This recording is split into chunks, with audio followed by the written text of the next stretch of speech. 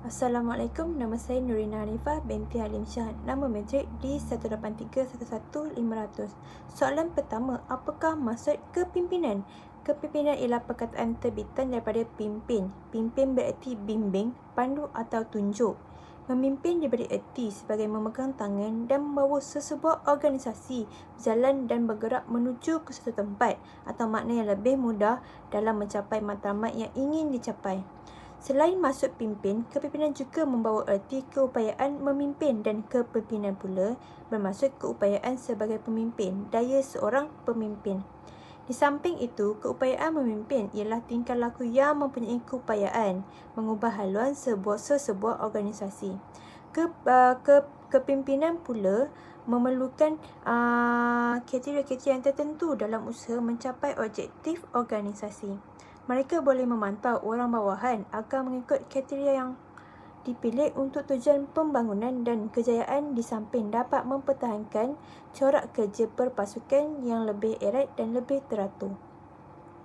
Seterusnya, maksud kepimpinan melalui orang ilmuwan dan para pengkaji tentang kepimpinan. Maksud kepimpinan dari pandangan Notes Howe 2009, beliau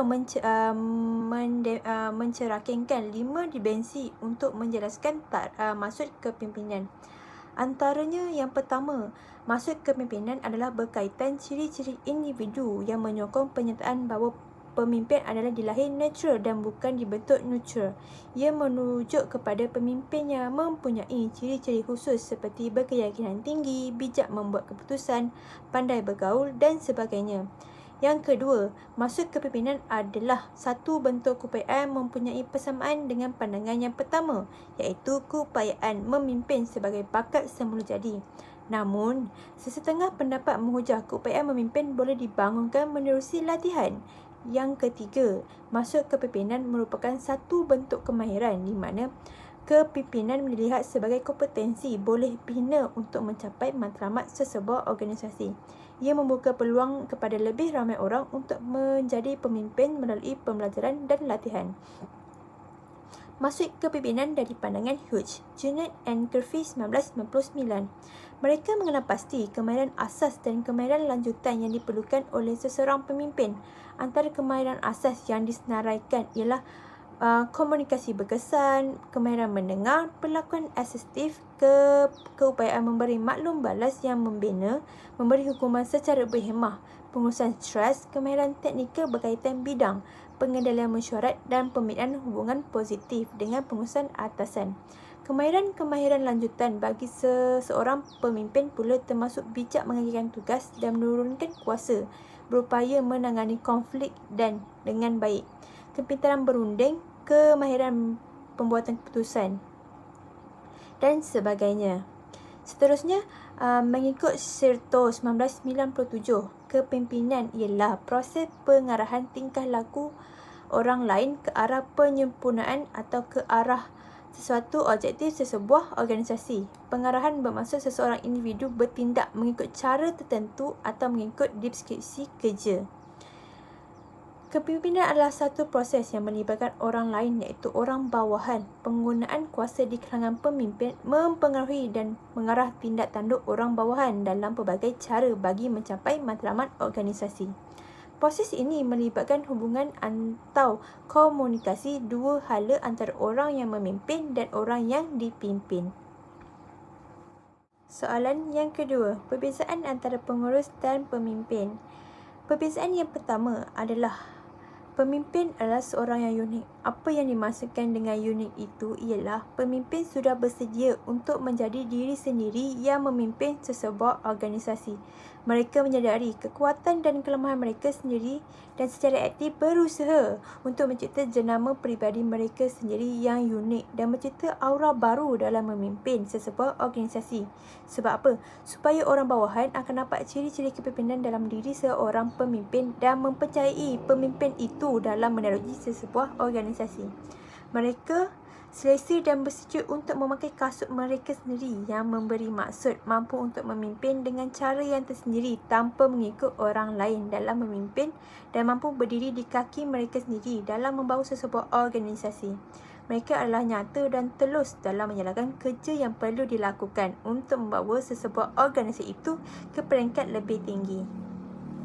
Bagi pengurus pula, adalah seseorang yang menyalin atau meniru atau mencontohi orang lain dalam memimpin. Pengurus yang mencontohi pengurus meniru kecekapan dan tingkah laku yang mereka pelajari dari orang lain dan menyesuaikan gaya kepimpinan mereka yang tersendiri dalam mengetuai sesebuah organisasi. Pengurus ini hanya akan mengikut pematuhan terhadap segala keputusan yang telah dibuat oleh pihak atasan tanpa bertolak ansur untuk menerima pandangan daripada orang bawahan. Pengurus mempunyai keupayaan untuk mewakil dan melaksanakan rancangan untuk sesebuah organisasi. Pengurus perlu memastikan pemahaman yang konsisten mengenai siapa yang bertanggungjawab dalam sesuatu kerja. Perbezaan yang kedua ialah pemimpin seorang yang mengambil risiko dalam melaksanakan sesuatu tugasan. Pemimpin bersedia untuk mencuba perkara-perkara baru walaupun mereka tidak pernah melakukan sepenuhnya. Mereka tahu bahawa kegagalan sering merupakan langkah di jalan menuju kejayaan. Seperti yang kita pernah dengar akan kata-kata, kalau kita tak cuba, kita tak tahu, yang mana banyak memberi dorongan ataupun semangat dalam membuat sesuatu perkara yang baru. Pemimpin juga akan menggunakan kegagalan dalam menerajui sesebuah organisasi ini sebagai aset untuk terus bangun dan bangun supaya sesebuah organisasi itu nampak lebih hebat pada masa akan datang. Pengurus pula seseorang yang mengawal risiko. Pengurus bekerja untuk meminimumkan risiko yang berlaku dalam melakukan sesuatu kerja agar tidak menjejaskan sesebuah organisasi. Daripada menerima masalah, mereka cuba menghalang atau mengawal risiko yang mampu menjejaskan dan menjatuhkan sesebuah organisasi itu. Pengurus juga perlu memastikan bahawa operasi organisasi berjalan pada landasan yang betul supaya tidak tergelincir ataupun jauh dari landasan yang telah ditetapkan untuk menjayakan sesebuah kerja tersebut. Perbezaan yang terakhir iaitu perbezaan yang ketiga, iaitu pemimpin adalah seorang yang membina hubungan dalam sesebuah organisasi yang akan membantu dalam membangunkan sesebuah organisasi itu. Pemimpin memberi tumpuan kepada orang semua pihak berkepentingan yang perlu mempengaruhi penglihatan pemimpin. Mereka tahu siapa pelakon utama dan menghabiskan sebahagian besar masa mereka dengan pemimpin. Mereka membina kesetiaan dan kepercayaan dengan sentiasa memenuhi janji-janji mereka dalam mengetuai sesebuah organisasi agar terus maju. Pemimpin harus menjadi contoh yang mana pengikut bukan hanya disuruh melakukan sesuatu kerja tetapi dapat melihat pemimpinnya sendiri melaksanakan apa yang diperintah dalam melakukan satu kerja yang berkaitan dengan organisasi. Pemimpin lebih mempunyai sikap yang aktif dan lebih mengambil berat tentang cara yang digunakan untuk mencapai matlamat. Pengurus pula ialah seorang yang membina sistem dan proses. Pengurus memberi tumpuan menetapkan matlamat dan mencapai matlamat itu. Mereka memberi tumpuan kepada analisis dan memastikan adanya sistem untuk mencapai hasil yang diinginkan. Mereka bekerja dengan individu dan tujuan dan objektif mereka. Pengurus mempunyai sikap yang bukan bersifat peribadi, malah kadang-kala pasif terhadap pencapaian matlamat. Pengurus juga seseorang yang merancang butir-butir yang berkaitan dengan kerja yang perlu dilakukan dalam sesebuah organisasi. Soalan yang ketiga, perlu menerangkan setiap poin yang ada dalam slide dan memberikan contoh. Poin yang pertama ialah setiap kumpulan organisasi, syarikat dan sebagainya memerlukan pemimpin untuk memimpin demi mencapai misi dan visi yang telah ditetapkan. Tanpa pemimpin tidak bergerak atau berjalanlah sesebuah organisasi itu, maka misi dan visi juga tidak dapat dicapai bersama. Disebabkan tiada pemimpin dalam sesebuah organisasi, maka organisasi itu tidak dapat lari daripada penerima pandang rendah daripada masyarakat atau organisasi lain. Contohnya, sebuah sekolah memerlukan pemimpin yang mampu untuk memimpin seluruh orang yang berada dalam sekolah itu supaya sekolah itu dapat sama-sama membantu pemimpin itu dalam membawa sekolah itu ke peringkat lebih tinggi. Poin yang kedua ialah teknologi kian berubah. Sama seperti perubahan dalam organisasi yang banyak membuatkan organisasi itu nampak goyah di mata organisasi lain. Disebabkan itu, pemimpin memerlukan cara dan idea yang selari dengan peredaran masa, suasana dan perubahan supaya memimpin dapat mengendalikan perubahan yang berlaku dalam organisasi itu dengan lebih mudah dan teratur. Pemimpin juga perlu menangani cabaran perubahan dan suasana yang kompleks dengan tenang supaya orang bawahan tidak akan rasa curiga dengan mereka disebabkan pimpinan dibawa oleh pemimpin. Contohnya, banyak perusahaan yang terjejas di waktu COVID-19 ini. Banyak perusahaan yang terjejas disebabkan perubahan dan suasana yang kompleks untuk meneruskan perniagaan mereka pada waktu ini, yang mana banyak benda yang perlu diambil berat dan ambil kira supaya perusahaan itu mampu berjalan dengan baik. Poin yang ketiga ialah pemimpin adalah orang yang mengatur perkara yang berlaku dalam organisasi supaya organisasi lebih baik.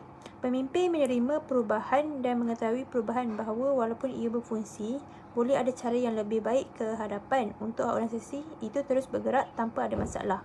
Pemimpin juga memahami dan menerima bahawa perubahan sistem sering membuat lekong yang sering berlaku dalam organisasi. Sekiranya berubahnya organisasi itu kerana pemimpin inginkan kebaikan dalam organisasi. Contohnya, berlakunya rombakan dalam organisasi yang mana memerlukan orang lain yang lebih baik dalam mengendalikan satu perkara. Pemimpin yang menukarkan seseorang itu untuk memberi orang lain peluang dalam membuat satu perkara yang baik terhadap diri dan organisasi itu sendiri. Poin yang terakhir ialah organisasi tidak dapat lari daripada masalah yang timbul dalam kalangan pekerja atau orang yang berada dalam organisasi itu, kerana sudah menjadi asam garam yang sudah kian lama berlaku dalam organisasi. Pemimpin perlu mempunyai akal fikiran yang positif dan tenang dalam mengendalikan isu-isu yang berlaku dalam organisasi yang berkaitan dengan kemanusiaan. Selain itu, pemimpin perlu adil dan seksama dalam membuat keputusan yang berkaitan dengan isu-isu kemanusiaan, kerana ia akan melibatkan orang bawahan dan sebagainya. Seperti contoh, berlakunya pergaduhan antara pekerja yang mampu membuatkan orang lain tidak senang akan situasi itu. Pemimpin perlu menjalankan tugas dengan baik agar masalah yang berlaku itu dapat diselesaikan dengan baik. Sekian, terima kasih.